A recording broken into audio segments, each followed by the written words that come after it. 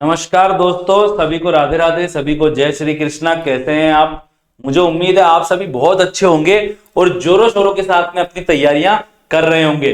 देखिए दोस्तों, इससे पहले वाली क्लास में हमने पढ़ा था जो कार्बनिक यौगिक थे जैसे कि हाइड्रोकार्बन, उसके वर्गीकरण के बारे में हमने देखा। और वहां पर दोस्तों हमने कार्बनिक यौगिकों के नामकरण के बारे में भी देखा था। दोस्तों आज हम क्या पढ़ेंगे? कार्बनिक यौगिकों का नामकरण का पार्ट नंबर 2 पढ़ेंगे दोस्तों। तो स्टार्ट करते हैं अपन। बहुत ही ज्यादा महत्वपूर्ण टॉपिक है।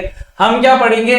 आईयूपीएसी पद्धति के बारे में पढ़ेंगे। और मैंने आपको बताया भी था कि आईयूपीएसी की फुल फॉर्म क्या है दोस्तों? International union of pure and applied chemistry. International union of pure and applied chemistry, ये मैंने आपको बताया था। आईयूपीएसी एक ऑर्गेनाइजेशन है जो कार्बनिक यौगिकों के नामकरण के लिए बहुत सारे नियम बनाती है। ठीक है दोस्तों, जब आप पूरा वीडियो देख लोगे ना तो आपको जरूर समझ में आ जाएगा। बस आप प्रैक्टिस करना जरूर। देखिए, आप रसायनज्ञों की अंतरराष्ट्रीय यूनियन में, एक अंतरराष्ट्रीय यूनियन है जिसमें इंडिया के, जापान के, अमेरिका, चाइना, मतलब पूरे जो विश्व भर के जो रसायनज्ञ होते हैं उनकी एक संस्था है जिसका नाम है आईयूपीएसी। रसायनज्ञों की अंतरराष्ट्रीय यूनियन ने यौगिकों के नामकरण के लिए कुछ महत्वपूर्ण नियम बनाए हैं दोस्तों। इस पद्धति के अनुसार सभी कार्बनिक यौगिकों का नामकरण किया जा सकता है जो सर्वथा मान्य होगा। दुनिया में कोई सा भी कार्बनिक यौगिक हो और इस पद्धति का यूज करके अपन किसी भी कार्बनिक यौगिक का नाम दे सकते हैं दोस्तों, नाम बना सकते हैं दोस्तों। और वो हमेशा हर जगह मान्य होगा। वो नाम अगर एक बार हमने दे दिया तो सर्वथा क्या होगा? या सभी जगह क्या होगा दोस्तों? सर्वत्र मान्य होगा दोस्तों। इस पद्धति के अनुसार कुछ सरल कार्बनिक यौगिक जैसे कि एल्केन, एल्कीन, एल्काइन का नामकरण निम्नानुसार किया जा सकता है। देखो दोस्तों, अपन ने पिछले वाली क्लास में पढ़ा था हाइड्रोकार्बन के बारे में, हाइड्रोकार्बन के बारे में पढ़ा था दोस्तों। और आपको पता है कि जो ये हाइड्रोकार्बन है ना, हाइड्रोकार्बन मैंने बताए थे आपको 3 प्रकार के थे। कौन कौन से थे? एल्केन था एक, तो कौन सा था दोस्तों? एल्केन था। एक था यहां पर दिख नहीं रहा होगा आपको, एक सेकंड में इधर कर देता हूं थोड़ा। एक तो था यहां पर, हाँ, एल्केन था। जब कार्बन कार्बन के बीच में एकल बंध हो तो इसे एल्केन कहते हैं। ठीक है दोस्तों, यहां पर आपको क्या रखनी है? बात ध्यान रखनी है, ऐसा होगा। और जब कार्बन कार्बन के बीच में द्विबंध हो तो इसे बोलते हैं एल्कीन। जैसे कि इधर आप देखिए, यहां पर यह है दोस्तों एल्कीन है। एक सेकेंड, इसको थोड़ा सा ठीक कर देता हूं। यह है दोस्तों एल्कीन हो गया। इसी प्रकार से दोस्तों एल्काइन क्या होते हैं? जब कार्बन कार्बन के बीच में ट्रिपल बंध हो तो इसे क्या बोलते हैं? एल्काइन कहते हैं। ये 3 प्रकार के हाइड्रोकार्बन मिलते हैं इस धरती के ऊपर दोस्तों। और इनका नामकरण कैसे किया जा सकता है? तो बहुत सारे नियम हैं, अपन को इन नियमों को समझना है दोस्तों। तो देखिए, आप हाइड्रोकार्बन के नामकरण में कार्बनिक यौगिक के अणु में उपस्थित कार्बन परमाणुओं की संख्या के आधार पर उसका पूर्व लग्न यानी कि प्रीफिक्स लगा दिया जाता है। अब भैया, कार्बनिक यौगिक का नामकरण क्या होगा? क्या वो मेथेन बनेगा, वो एथेन बनेगा, वो प्रोपेन बनेगा? तो देखो, मेथेन चालू कहां से हो रहा है? मैथ से। एथेन चालू कहां से हो रहा है? एथ से। प्रोपेन चालू कहां से हो रहा है? प्रोप से। तो भैया, मैथ, एथ, प्रोप, जो शुरू का जो वर्ड है, आईयूपीएसी नाम का जो शुरू का वर्ड है, उसे पूर्व लग्न कहते हैं। और पूर्व लग्न लगाया जाता है कार्बन की संख्या के आधार पर कि भैया कार्बनिक यौगिक के अंदर कार्बन परमाणु कितने मौजूद हैं। अणु में उपस्थित बंध के आधार पर उसका अनुलग्न लगा दिया जाता है या सफिक्स लगा दिया जाता है। अब भैया, कार्बन कितने हैं? जैसे मैं बोलूं यहां पर, इधर आप देखिए, एक श्रृंखला है, ठीक है, जिसमें ये कार्बन कार्बन कार्बन 3 कार्बन जुड़े हुए हैं। तो ये क्या बन गया? पूर्व लग्न क्या बनेगा? इसके लिए बनेगा प्रोप। 3 कार्बन को प्रोप बोलते हैं। ये हो गया पूर्व लग्न। ठीक है दोस्तों, अब यहां पर अणु में उपस्थित बंध के आधार पर। यहां पर आप देखिए, यहां पर आपको कैसे बंध दिख रहे हैं सभी कार्बन के बीच में, एकल बंध दिख रहे हैं। तो एकल बंध के लिए दोस्तों जब कार्बन कार्बन के बीच में एकल बंध होता है तो एन लगता है। क्या लगता है यहां पर, क्या लगेगा दोस्तों, यहां पर अनुलग्न लगेगा एन। तो क्या बन गया, ये प्रोपेन बन गया दोस्तों। क्या बन गया, ये है प्रोप और एन को जोड़ा, पूर्व लग्न और अनुलग्न को जोड़ दो तो प्रोपेन बन जाएगा। पूर्व लग्न व अनुलग्न को जोड़कर हाइड्रोकार्बन का पूरा नाम लिखा जाता है। अब आप देखिए, अणु में कार्बन परमाणुओं की संख्या, पूर्व लग्न का निर्धारण आपको कैसे करना है। अगर किसी श्रृंखला के अंदर केवल एक ही कार्बन मौजूद है तो पूर्व लग्न बनेगा मेथ। अगर भैया दो कार्बन मौजूद है, ऐसे दो कार्बन मौजूद है तो क्या बनेगा, पूर्व लग्न एथ बनेगा दोस्तों, एथ बनेगा। क्या बनेगा, एथ बनेगा। अगर भैया तीन कार्बन परमाणु मौजूद है किसी श्रृंखला के अंदर तो यहां पर बनेगा प्रोप। चार कार्बन परमाणुओं के लिए लिखते हैं ब्यूट, पांच के लिए बोलते हैं पेंट। 6 कार्बन अगर हो, यहां पर ऐसे हो जैसे एक कार्बन, दूसरा कार्बन, तीसरा, चौथा, पांचवा, छठा, तो दोस्तों यहां पर क्या आ जाता है, क्या बोलते हैं, क्या पूर्व लग्न लगेगा, हेक्स लगेगा दोस्तों। इसी प्रकार से अगर 7 कार्बन है तो क्या पूर्व लग्न लगेगा, हेप्ट।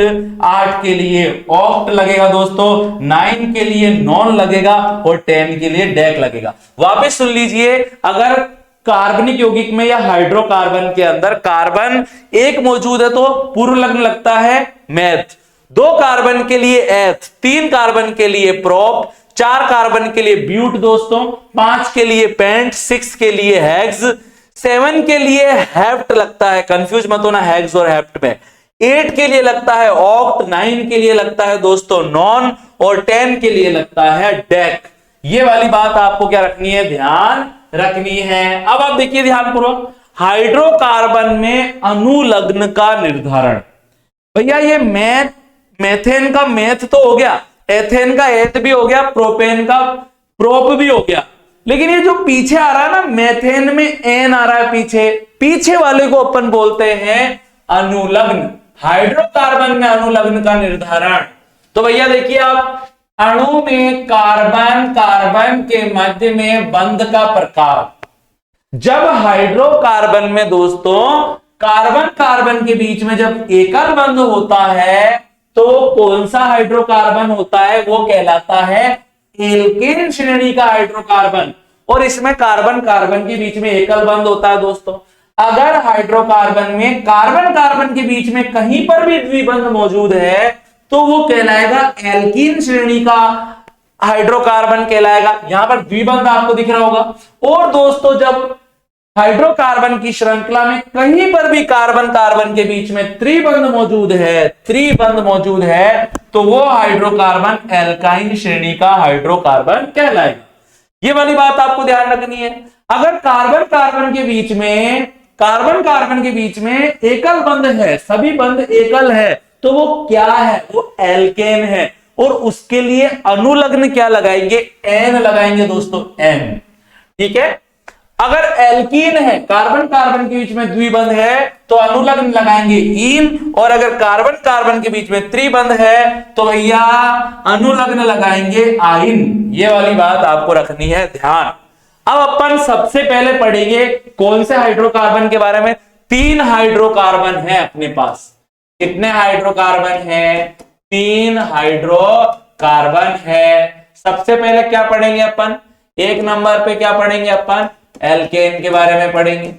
2 नंबर पर अपन क्या पढ़ेंगे, एल्कीन के बारे में पढ़ेंगे। किसके बारे में पढ़ेंगे, 2 नंबर पर अपन एल्कीन के बारे में पढ़ेंगे, एल्कीन। 3 नंबर पर अपन क्या पढ़ेंगे, एल्काइन के बारे में पढ़ेंगे, एल्काइन के बारे में पढ़ेंगे दोस्तों।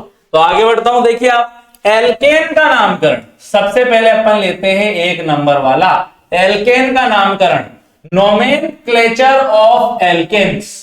इस श्रेणी के यौगिकों का सामान्य सूत्र क्या होता है। अब परीक्षा में यह आ सकता है कि एल्केन का सूत्र बताइए, तो CnH2n+2 होता है दोस्तों। कितना होता है यहां पर, एल्केन का सूत्र कितना होता है? CnH2n+2 होता है। क्या होता है? CnH2n+2 होता है। ये वाली बात आपको क्या रखनी है दोस्तों? ध्यान रखनी है। आई बात आपको समझ में? तो कितना होता है दोस्तों? CnH2n होता है। इस यहां पर आपको मैं देखो कुछ बात बताना चाहता हूं, एक सेकेंड। हाँ, यहां पर आप देखिए, जैसे कि हाँ, यहां पर इस सूत्र को मैं आपको थोड़ा एक्सप्लेन कर देता हूं। यहां पर लिखा हुआ है CnH2n+2 लिखा हुआ है दोस्तों। आई बात आपको समझ में? मतलब ये C जितना होगा, अब यहां पर देखो इसे, यहां पर देखिए दोस्तों, अब जैसे कि C माना कि यहां पर माना कि 1 है, तो हाइड्रोजन कितनी होगी वहां पर? हाइड्रोजन होगी, माना कि अगर C यहां पर 1 है, C कितना है? 1 है, तो हाइड्रोजन कितनी होनी चाहिए? हाइड्रोजन होनी चाहिए 2n+2। आई बात, तो हाइड्रोजन कितनी होगी यहां पर? देखो आप, 2n+2 का मतलब क्या हो गया? 2 × 1+2। आई बात आपको समझ में? 2 आएगा दोस्तों। आई बात आपको समझ में कि 2 × 1+2, तो यहां पर कितना हो गया?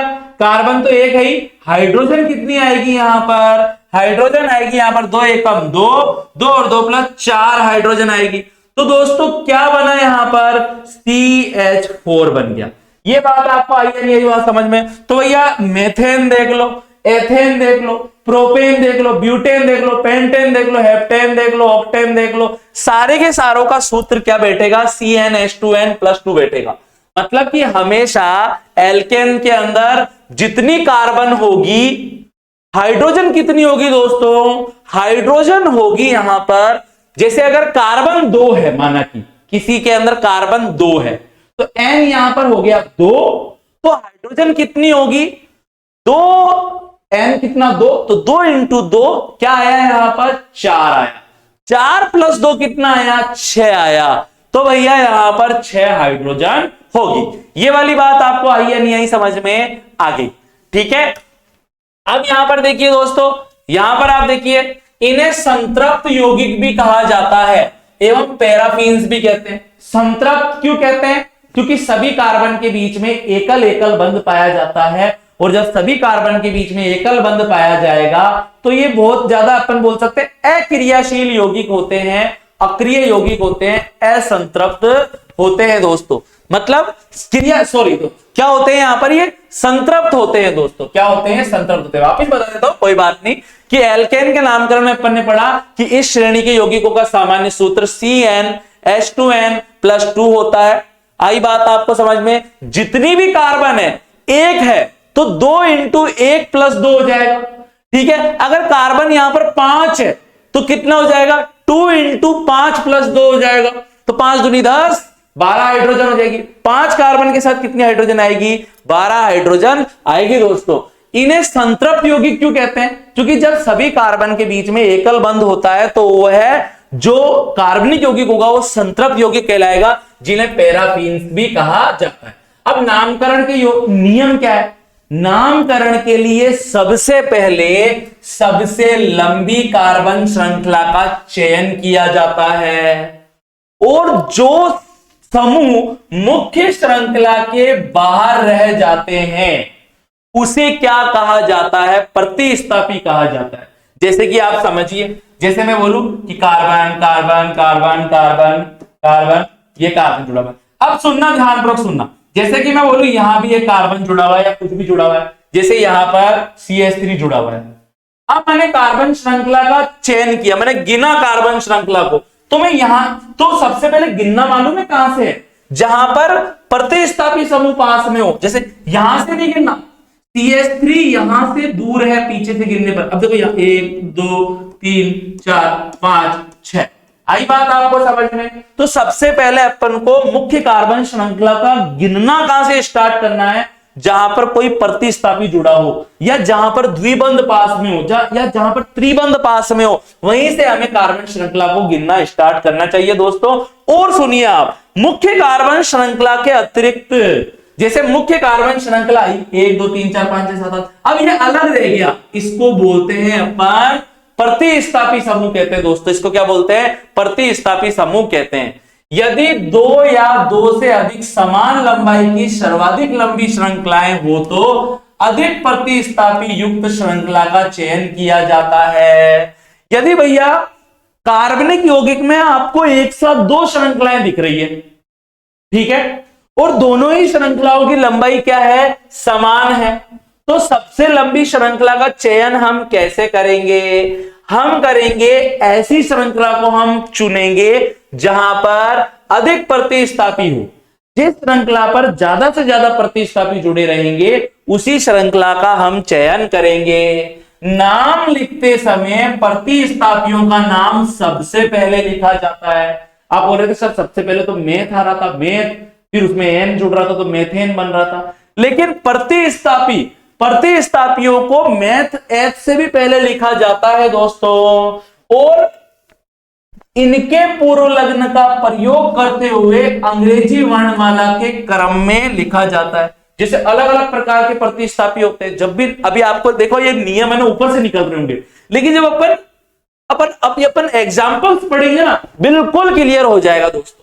अगर एक साथ बहुत सारे प्रतिस्थापी जुड़े हुए हैं तो अपन उनका चयन कैसे करेंगे? अंग्रेजी वर्णमाला के अनुसार करेंगे। ऐसा प्रतिस्थापी जिसका नाम ए से स्टार्ट हो रहा है उसको सबसे पहले गिनेंगे अपन, जिसका नाम बी से हो रहा है उसको बाद में, जिसका नाम सी से हो रहा है उसको और बाद में। आई बात आपको समझ में? यदि एक से अधिक समान प्रतिस्थापी जुड़े हुए हैं, यदि किसी कार्बन परमाणु पर, यदि कार्बन श्रृंखला में किसी कार्बन परमाणु पर एक जैसे 2 3 4 प्रतिस्थापी जुड़े हुए हैं तो उनकी संख्या को दर्शाने के लिए नीचे दी गई सारणी के अनुसार लिखेंगे। जैसे मैं बोलूं कि किसी के अंदर अगर भैया एक प्रतिस्थापी जुड़ा हुआ है, समान प्रतिस्थापियों की संख्या, प्रयुक्त शब्द क्या लगेगा भैया? यदि एक प्रतिस्थापी है तो मोनो बोलेंगे, जैसे मैं बोलूं मोनोमेथिल, ठीक है। अगर दो प्रतिस्थापी जुड़े हुए जैसे बोलूं तो इसको डाई बोलेंगे, डाई मेथिल। 3 के लिए ट्राई, 4 के लिए टेट्रा, 5 के लिए पेंटा, 6 के लिए हेक्सा, 7 के लिए हेप्टा, 8 के लिए ऑक्टा, 9 के लिए नोना और 10 के लिए डेका हो जाएगा दोस्तों। तो अगर समान प्रतिस्थापी है, जैसे एक ही प्रतिस्थापी है तो बोलेंगे मोनो, 2 प्रतिस्थापी है तो बोलेंगे डाई, 3 है तो ट्राई, 4 है तो टेट्रा, 5 के लिए पेंटा, 6 के लिए हेक्सा, 7 के लिए हेप्टा, 8 के लिए ऑक्टा, 9 के लिए नोना और 10 के लिए डेका बोलेंगे। ठीक है, अभी एग्जाम्पल आने दो। हाँ, आ गया एग्जाम्पल। यहां पर सबसे पहले अपन किसको गिनते हैं? हाँ, ये तो एग्जाम्पल बाद में आएंगे। सबसे पहले प्रतिस्थापी कौन कौन से? कुछ महत्वपूर्ण प्रतिस्थापी निम्न प्रकार है, जैसे कि मैथिल होता है, एक सिंगल बॉन्ड CH3 को क्या बोलते हैं? मैथिल समूह कहते हैं। क्या कहते हैं? मैथिल समूह कहते हैं। इसी प्रकार से दोस्तों अगर सिंगल बॉन्ड CH2CH3 दिया हुआ है तो ये कहलाता है एथिल समूह। अगर दोस्तों CH2CH2CH3 दिया हुआ है तो इसे प्रोपिल समूह कहते हैं। इसी प्रकार से दोस्तों यहां पर दिया हुआ है CH3CH3 एकल बंद करके क्या दे दिया? CH, और यहां पर ऊपर की तरफ CH3, नीचे की तरफ भी CH3 जुड़ा हुआ है, तो इसको क्या बोलते हैं? आइसोप्रोपिल कहते हैं दोस्तों। इसी प्रकार से सिंगल बॉन्ड करके ऐसे दिया होगा और दिया होगा CH2 single bond CH2 single bond CH2 single bond CH3, तो इसे ब्यूटिल कहेंगे दोस्तों। क्या कहेंगे? इस प्रतिस्थापी समूह को ब्यूटिल कहेंगे। अगर कहीं पर क्लोरीन परमाणु जुड़ा हुआ है तो इसको क्लोरो समूह कहेंगे। अगर कहीं पर ब्रोमीन जुड़ा हुआ है तो इसको ब्रोमो समूह कहेंगे। और अगर कहीं पर आयोडीन जुड़ा हुआ है तो इसको आयोडो समूह कहेंगे। अगर कहीं पर फ्लोरीन जुड़ा हुआ है तो इसको फ्लोरो समूह कहेंगे। कहीं पर अगर NO2 जुड़ा हुआ है दोस्तों तो इसे नाइट्रो समूह के नाम से जाना जाएगा। किसके नाम से जाना जाएगा? नाइट्रो समूह के नाम से जाना जाएगा। अब आप देखिए दोस्तों, प्रतिस्थापियों का अंकन, प्रतिस्थापियों को कम अंक दिए जाते हैं। यदि 2 प्रतिस्थापियों को समान अंक मिल रहे हो तो अंग्रेजी वर्णमाला में पहले आने वाले प्रतिस्थापी को कम अंक दिया जाएगा। आई बात आपको समझ में? यहां पर क्या बोल रहा है? यदि जैसे मैं बोली था, आप देखो सुनो, जैसे अभी आप समझ लो, मैं एग्जाम्पल करवाऊंगा तो सब क्लियर हो जाएगा दोस्तों। जैसे ये कार्बन श्रृंखला है, ठीक है, अगर यहां पर जैसे ये CH3 समूह जुड़ा हुआ तो इसको क्या बोलेंगे, मैथिल समूह या मोनोमैथिल, एक ही मैथिल है दोस्तों। अगर यहां पर मैं इसी कार्बन से दो जोड़ दूं तो यहां पर डाई मैथिल हो जाएगा दोस्तों। यहां पर अगर एक मैथिल समूह हो गया तो ये हो गया ट्राई मैथिल हो गया। अब आ रही है बात आपको समझ में। अब सुने आप ध्यानपूर्वक, अगर मैं क्या करूं यहां पर, जैसे कि आप कह सकते हैं यहां पर आप देखिए एक तरफ मैंने मैथिल जोड़ दिया और एक तरफ मैंने जोड़ दिया CH2 CH3 जोड़ दिया दोस्तों, ये वाला जोड़ दिया एक तरफ, क्या जोड़ दिया, ये वाला जोड़ दिया। तो अब क्या होगा, तो अब क्या होगा यहां पर एक तरफ मैथिल समूह जुड़ा हुआ है, दूसरी तरफ एथिल समूह जुड़ा हुआ है। अल्फाबेट में कौन आता है, पहले एम पहले आता है या ए पहले आता है, ए पहले आता है, तो पहले एथिल को गिनेंगे अपन। तो एथिल मेथिल ब्यूटेन, क्या नाम हो गया इसका, एथिल मेथिल ब्यूटेन नाम हो गया। आई बात आपको समझ में। नाम लिखते समय अंकों के मध्य में कोमा लगाया जाता है। जो अंक होगी ना गणित की, जैसे एक दो लिखा हुआ है तो मध्य में कोमा लगाया जाएगा, तथा अंक व नाम के मध्य में हाइफन लगाया जाएगा। जैसे कोई नाम लिखा हुआ है, जैसे मैं बोलूं मैथिल लिखा हुआ है, तो यहां पर गणित की जो संख्या होगी उसके बीच में कोमा, और जो गणित और जो हिंदी या इंग्लिश में लिखा हुआ होगा उसके बीच में एक माइनस का चिन्ह आएगा जिसे हाइफन कहते हैं दोस्तों। अब मैं अपन स्टार्ट करते हैं। हाँ, अब आपको समझ में आएगा अपन ने क्या पढ़ा अब तक। यहां पर देखिए दोस्तों, आप ध्यानपूर्वक देखिए, कार्बन की संख्या, सूत्र, संरचना सूत्र, IUPAC नाम। सबसे पहले अपन किसके बारे में पढ़ रहे हैं, एल्केन्स के बारे में पढ़ रहे हैं दोस्तों। अब जल्दी देखिए आप ध्यानपूर्वक, यहां पर लिखा हुआ है CH4। अगर अपन इसको थोड़ा खोलकर लिखे तो बीच में C आ गया, क्या आ गया दोस्तों, बीच में आ गया C आ गया, और चारों तरफ 4 हाइड्रोजन जुड़ी हुई है। अब आप दोस्तों देखिए यहां पर कितने कार्बन है, यहां पर एक कार्बन है तो पूर्व लग्न आएगा मैथ। यहां पर दोस्तों सारे बंद एकल है तो अनुलग्न आएगा एन, क्या बन गया इसका नाम, मेथेन बन गया दोस्तों। यहां तक आई बात आपको समझ में आ गई। दूसरा देखिए दोस्तों, C2H6 को आप देखिए यहां पर देखिए, यहां पर 2 कार्बन परमाणु है और चारों तरफ यहां पर क्या जुड़ी हुई है, इसमें हाइड्रोजन जुड़ी हुई है। कार्बन कितने हैं यहां पर 2, तो पूर्व लग्न क्या आएगा यहां पर F, सिंगल बॉन्ड है कार्बन कार्बन के बीच में, तो यहां पर दोस्तों अनुलग्न आएगा N, ये बन गया एथेन। आई बात आपको समझ में। इसी प्रकार से दोस्तों आप देखिए तीसरा उदाहरण C3H8। क्या है यह C3H8, तो देखो 3 कार्बन 4 हाइड्रोजन, यहां पर आप देखिए 3 कार्बन 1 2 3, ठीक है, सभी कार्बन के बीच में एकल बंध है दोस्तों। अब आप देखिए 3 कार्बन के लिए क्या बोलते हैं, प्रो। अगर कार्बन कार्बन के बीच में एकल बंध है तो बोलते हैं एन, क्या बन गया, प्रो प्लस एन बन गया प्रोपेन। इसी प्रकार से दोस्तों आप देखिए यहां पर एक फॉर्मूला दिया हुआ है C4H8। सबका फॉर्मूला वही होगा जो मैंने आपको बताया था अभी।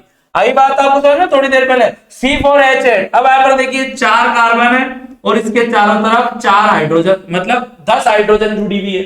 अब आप देखिए कार्बन 4 है तो 4 को ब्यूट बोलते हैं, कार्बन कार्बन के बीच में एकल बंध है तो एन बन गया, तो क्या बन गया, ब्यूट प्लस एन ब्यूटेन। इसी प्रकार से दोस्तों आप देखिए यहां पर एक एग्जांपल और है C4H10 का। क्या एग्जांपल है यहां पर, C4H10 का एक एग्जांपल और है दोस्तों।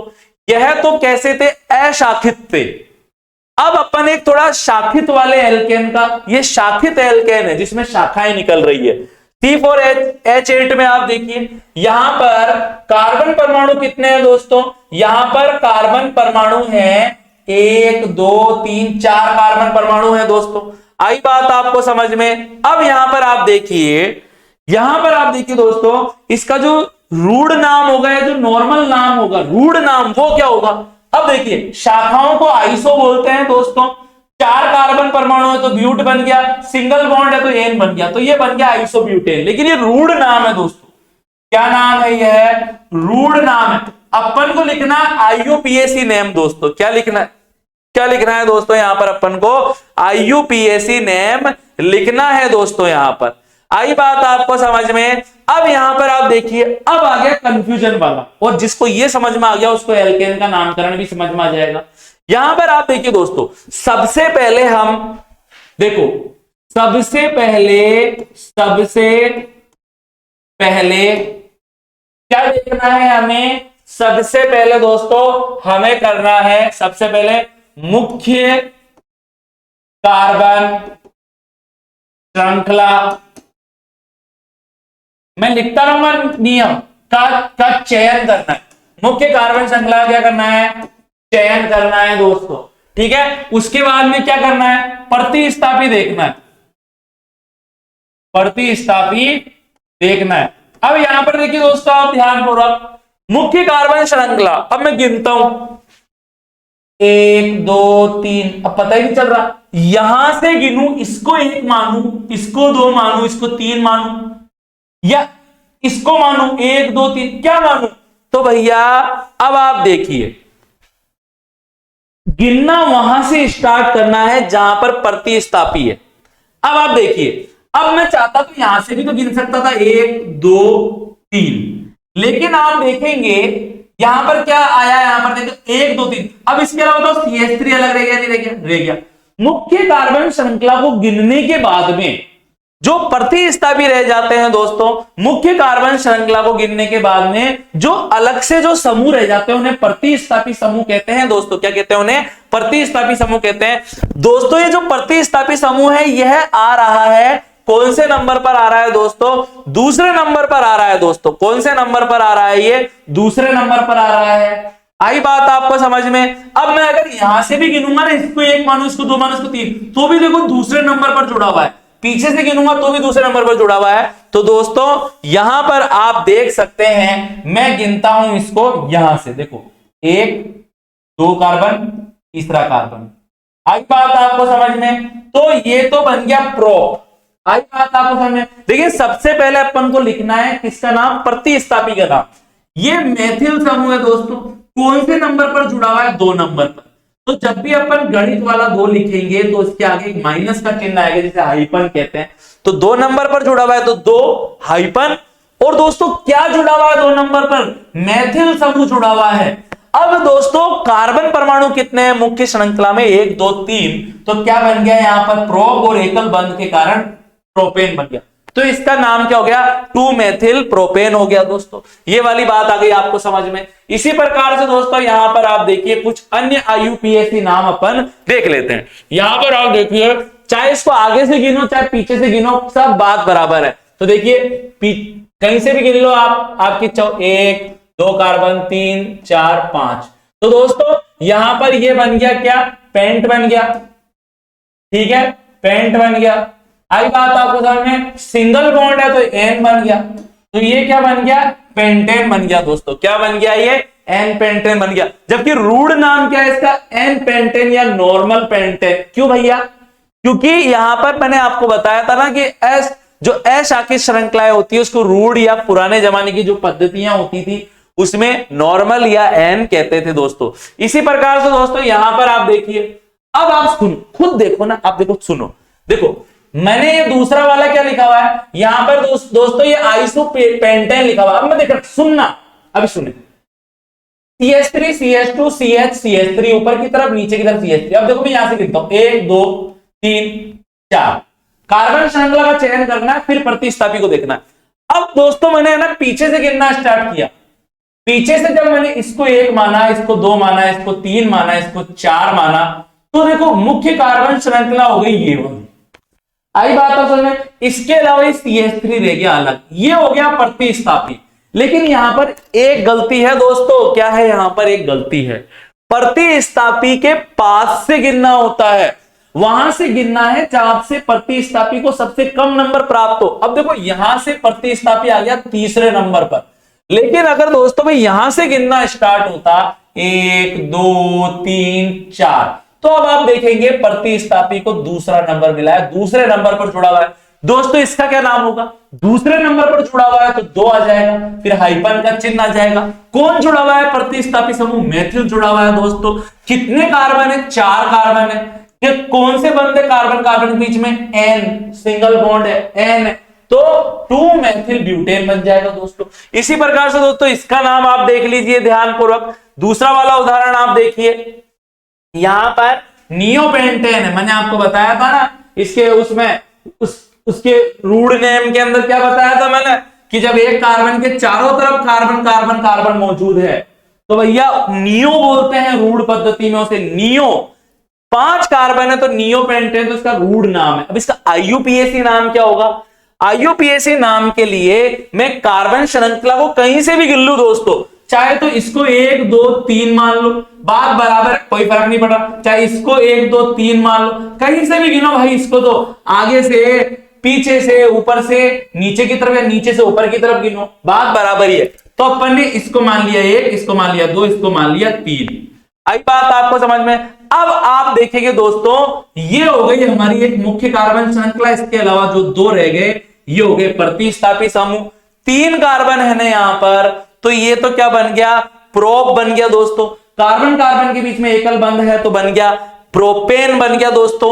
और यहां पर आप देख सकते हैं दोस्तों मेथिल समूह कितने हैं? यहां पर 2 समूह है। तो जब मेथिल समूह मैंने बताया था ना समान जब प्रतिस्थापी समूह होते हैं तो जैसे 1 है तो मोनो लिखते हैं, 2 है तो डाई लिखते हैं, 2 है ना तो यहां पर क्या आ जाएगा? डाई मेथिल आ जाएगा दोस्तों। अब दोस्तों ये कौन से नंबर पर जुड़े हुए हैं? दूसरे नंबर पर जुड़े हुए हैं, तो क्या आ जाएगा यहां पर? 2 2 डाई मेथिल प्रोपेन आ जाएगा। इसका नाम क्या आ जाएगा? 2 2 डाई मेथिल प्रोपेन, इसका आईयूपीएसी नाम आ जाएगा दोस्तों। इसी प्रकार से दोस्तों आप एक उदाहरण और देख लीजिए, यहां पर एक प्रतिस्थापी, यहां पर प्रतिस्थापी को तो हटाइए अभी, यहां पर दोस्तों एक कार्बनिक यौगिक दिया हुआ है, इसका आईयूपीएसी नाम क्या होगा? अब आप सुनना दोस्तों, सुने यहां पर देखो, जब अपन मुख्य कार्बन श्रृंखला को गिनते हैं कि इसको 1 माना, 2 3 4 5 6 माना इसको, ठीक है। यहां पर देखिए मुख्य कार्बन श्रृंखला के अलावा जो अलग रह जाता है वो कहलाता है प्रतिस्थापी समूह। CH3 को अपन क्या बोलते हैं? मेथिल समूह। और दोस्तों CH2 CH3 को अपन एथिल समूह कहते हैं। बताया था ना अभी एक टेबल आई थी, आप देखना वीडियो को जरूर, स्क्रीनशॉट ले लेना उस टेबल का। आई बात आपको समझ में? अब आप बोलेंगे सर यहां से 1 क्यों माना? अपन चाहते तो पीछे से भी तो गिन सकते थे, 1 2 3 4 5 6। तो मैंने आपको बताया था कि गिनना वहीं से स्टार्ट करना है जहां से प्रतिस्थापी समूह को कम अंक प्राप्त हो।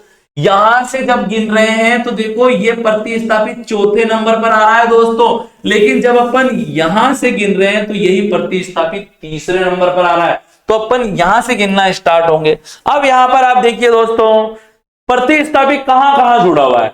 एक तो जुड़ा हुआ है 3रे नंबर पर, एक जुड़ा हुआ है 4थे नंबर पर। तो यहां पर क्या आ जाएगा? यहां पर 3रे नंबर पर कौन जुड़ा हुआ है? एथिल। 4थे नंबर पर कौन जुड़ा है? मेथिल। तो क्या आ जाएगा यहां पर? 3 एथिल 4 मेथिल। क्या आ जाएगा? 3 एथिल 4 मेथिल आ जाएगा दोस्तों।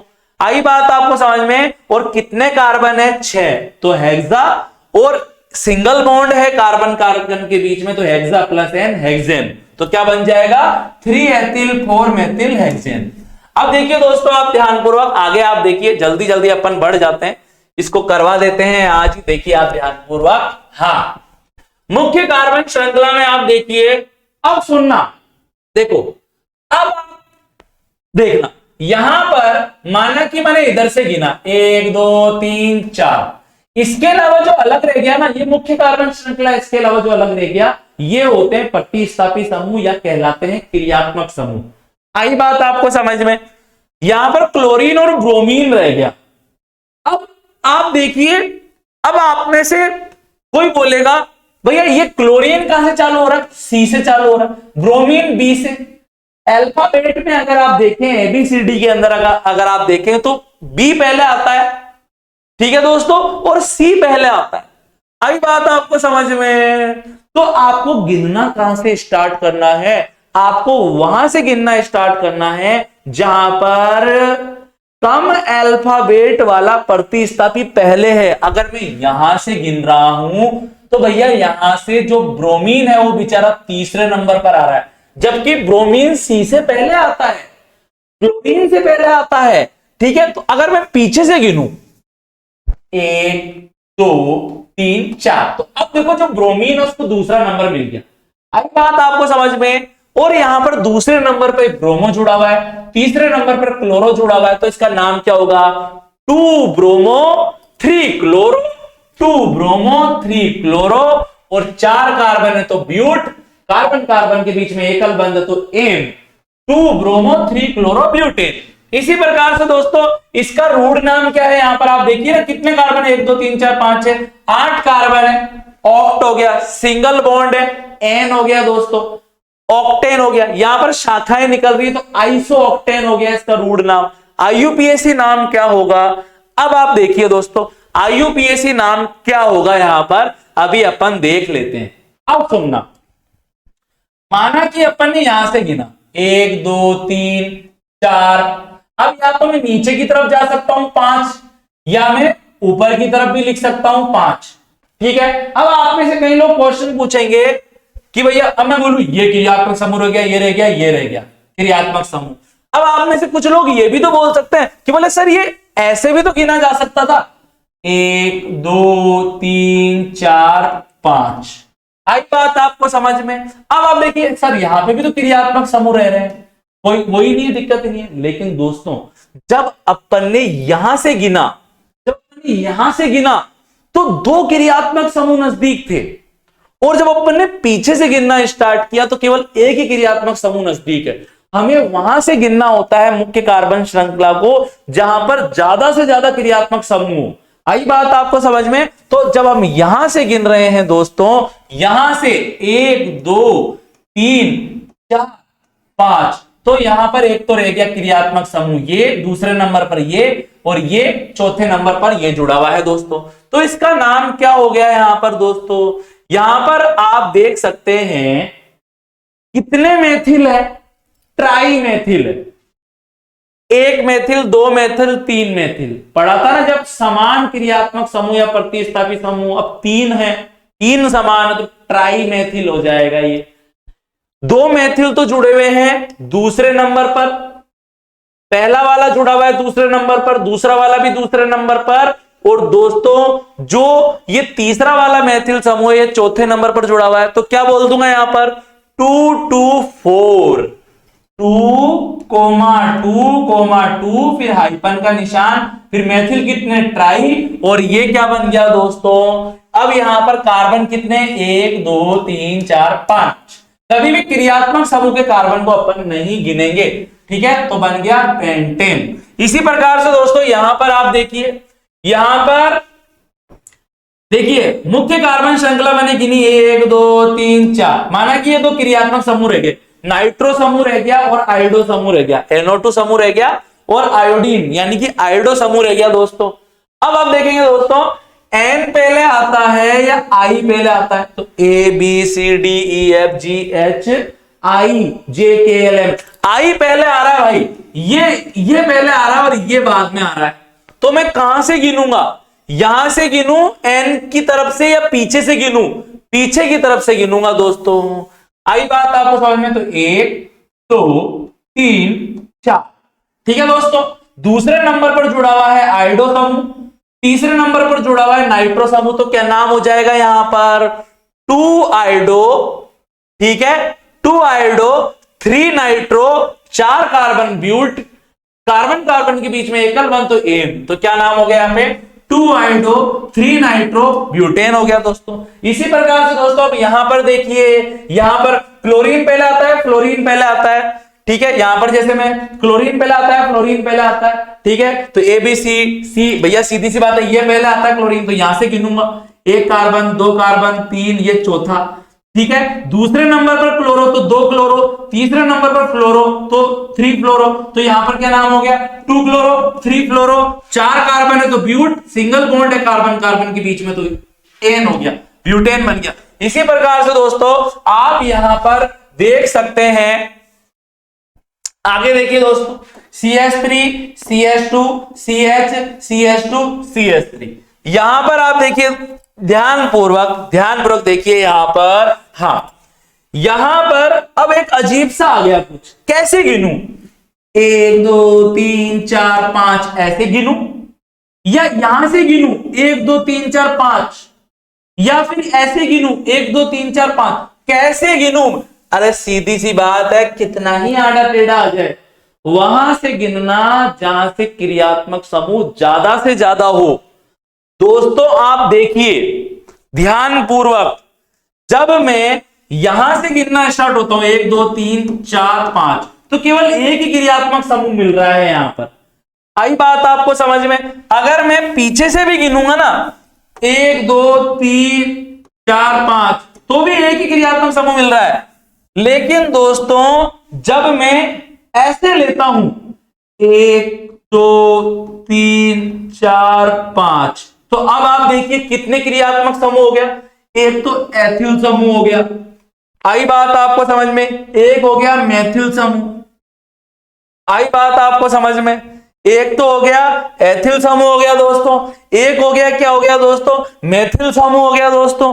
आई बात आपको समझ में? अब इसका नाम क्या हो जाएगा? कैसे पढ़ूं मैं इसका नाम? तो यहां पर आएगा दोस्तों, एथिल पहले आता है ना सबसे पहले लिखते समय, तो यहां पर आ जाएगा 3 एथिल आ जाएगा, 2 मेथिल आ जाएगा, और यहां पर हो जाएगा पेंटेन।